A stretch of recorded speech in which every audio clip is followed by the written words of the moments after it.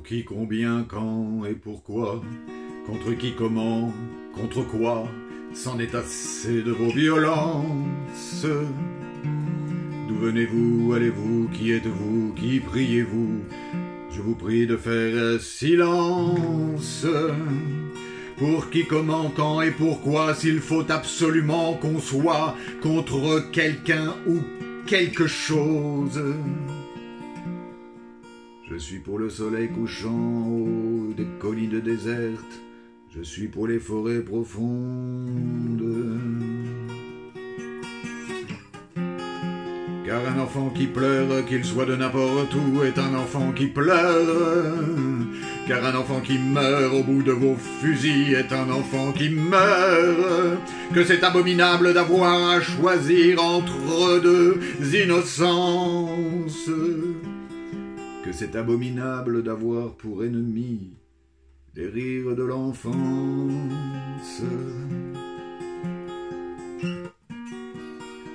Pour moi, pour qui, comment, quand et combien? Contre qui, comment et combien? À en perdre le goût de vivre, le goût de l'eau, le goût du pain et celui du perlimpinpin. Dans le square des Batignolles,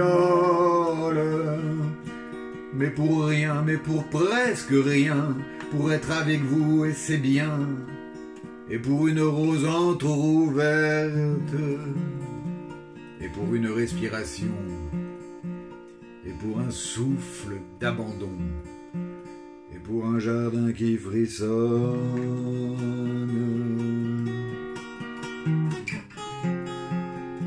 Rien à voir mais passionnément, ne rien se dire éperdument, ne rien savoir avec ivresse, et riche de dépossession, n'avoir que sa vérité, posséder toutes les richesses, ne pas parler de poésie, ne pas parler de poésie, en éclatant les fleurs sauvages, et voir jouer la transparence au fond d'une cour au mur gris, où l'aube n'a jamais sa chance.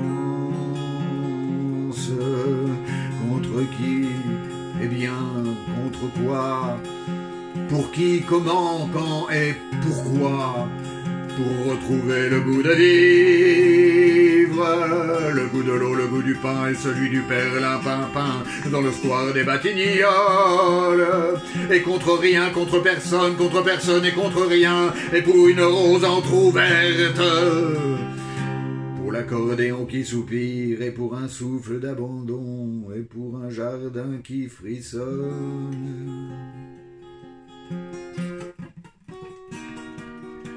Et vivre passionnément, et ne combattre seulement qu'avec les feux de la tendresse, et riche de dépossession, n'avoir que sa vérité, posséder toutes les richesses.